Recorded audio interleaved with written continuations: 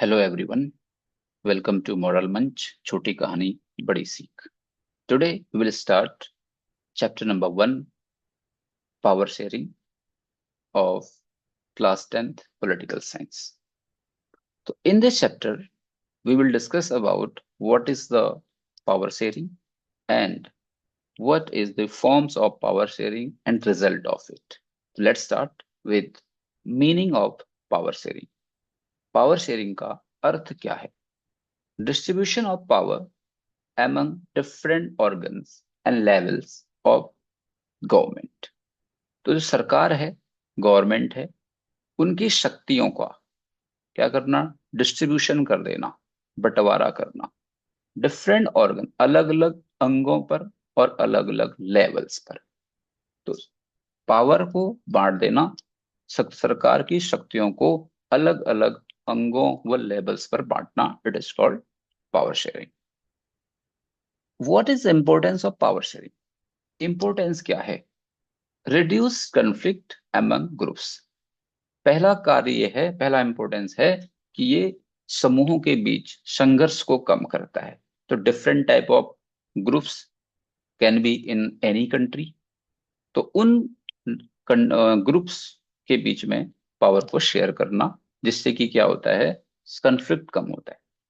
Ensures political stability. इससे राजनीतिक स्थिरता सुनिश्चित होती है, राजनीति में स्थिरता आती है. Strengthen democracy. और जब राजनीति में स्थिरता आती है तो लोकतंत्र मजबूत होता है. Promotes unity and integrity. और ये बढ़ावा देता है एकता को और अखंडता को. Next one, forms of power sharing.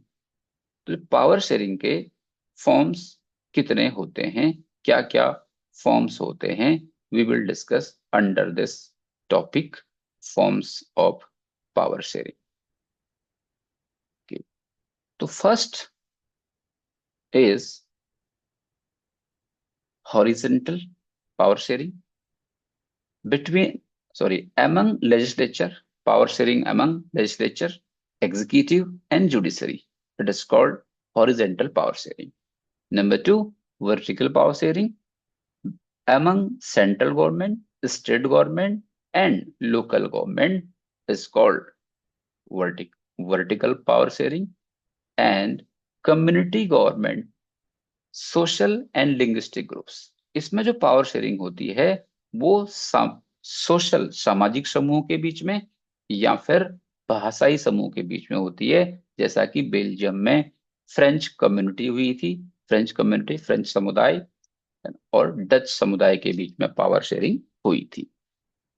Next one is political parties and pressure group. अब जो पावर शेयरिंग होती है वो पॉलिटिकल पार्टीज के बीच में होती है या फिर प्रेशर ग्रुप के समय. जैसे कि अपोजिशन में, पॉलिटिकल पार्टीज में क्या होता है कि जब कोई पॉलिटिकल पार्टी एक कार्यकाल में चुनाव जीत गई और वो शासन करती है, पावर उसके पास आती है, हो सकता है कि नेक्स्ट इलेक्शन में दूसरी पॉलिटिकल पार्टी इलेक्शन जीत जाए, तब पावर उसके बीच पास आ जाती है. कोलिशन गवर्नमेंट क्या होती है? जब दो या दो से ज्यादा पॉलिटिकल पार्टीज एक कोलिशन बनाती हैं, गठबंधन बनाती हैं और इलेक्शन लड़ती हैं. तो it is called political parties and pressure groups. तो in this topic, in next topic we will study about two countries. In fact, we will discuss about case study of two countries. Number one, Belgium, and number two will be Sri Lanka. So at first we will talk about Belgium. Belgium is a European country with Dutch, French and German speaking communities. तो Belgium की अगर हम बात करें तो एक European country जिसमें कि डच, फ्रेंच और जर्मन स्पीकिंग कम्युनिटीज हैं. It is called linguistic communities ना, भाषाई समूह है, linguistic group. Conflict arouse between Dutch majority and French minority. अब यहां पर क्या हो रहा है कि संघर्ष हो रहा है किसके बीच में? डच मेजोरिटी के बीच में, डच भाषा बोलने वाले बहुसंख्यकों के बीच में, और जो फ्रेंच भाषा बोलने वाले माइनॉरिटी, अल्पसंख्यक. तो दोनों के बीच में क्लैशेस स्टार्ट हो जाते हैं. Brussels had a French majority. तो जो ब्रसेल है, it means capital region of Belgium, Brussels, वहां पर फ्रेंच मेजोरिटी है, but was in the Dutch region. लेकिन जो क्षेत्र था, ये डच क्षेत्र था। Equal number of Dutch and French minister in the central government. अब यहां पर जो बेल्जियम सरकार ने एक पॉलिसी निकाली, क्या निकाली, कि जो डच भाषा बोलने वाले लोग हैं और फ्रेंच भाषा बोलने वाले लोग हैं, इनमें से मिनिस्टर चुने जाएंगे, और वो जो मिनिस्टर होंगे सरकार में वो इक्वल होंगे, इक्वल नंबर ऑफ रहेगा। मीन्स फ्रेंच और डच भाषा में जो भी भाषा बोलने वाले लोग हैं, इनसे भी और इनसे भी, डच से भी, दोनों से समान नंबर में मिनिस्टर्स चुने जाएंगे और सरकार में आएंगे। Separate government for Brussel.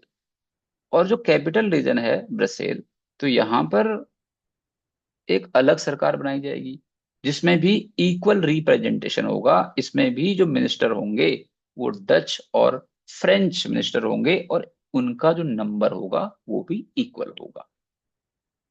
Community government protect language. अब इन कम्युनिटी गवर्नमेंट का एक जो सामुदायिक सरकार है, इसका जो कार्य था वो था भाषा को, संस्कृति को और शिक्षा के अधिकारों को प्रोटेक्ट करना। परिणाम क्या निकला, reduce conflict and maintain unity. इससे संघर्ष कम हुआ और एकता बनी रही। तो ब्रसेल ने एक पॉलिसी की, ब्रसेल ने एक तरीका निकाला पावर शेयरिंग का। इन्होंने क्या कर दिया, जो पावर शेयरिंग थी बिटवीन मेजोरिटी एंड माइनॉरिटी के बीच में इक्वल पावर शेयरिंग कर दी, जिससे कि कन्फ्लिक्ट कम होना शुरू हो गए, क्लैशेस जो हो रहे थे वो कम होने शुरू हो गए। Now we will discuss about Sri Lanka. Sri Lanka has Sinhala majority and Tamil minority population. तो श्रीलंका में हम क्या देखते हैं, हम देखते हैं कि वहां पर जो सिंहल भाषा बोलने वाले लोग हैं वो मेजोरिटी में हैं, और तमिल भाषा बोलने वाले लोग अल्पसंख्यक में हैं, माइनॉरिटी में हैं। Sinhala was made the only official language. अब श्रीलंका की सरकार ने सिंहल भाषा को वहां की ऑफिशियल लैंग्वेज बना दिया 1956 में, आधिकारिक भाषा बना दिया। Government gave more jobs and education benefit to Sinhalese. अब सरकार क्या कर रही है, वो जो मेजोरिटीज है, यानी कि सिन्हल लोग मेजोरिटी हैं, तो इन लोगों को नौकरी भी दे रही है और शिक्षा का भी लाभ भी मिल रहा है, यानी कि मेजोरिटी को ही सारा लाभ बेनिफिट मिल रहा है।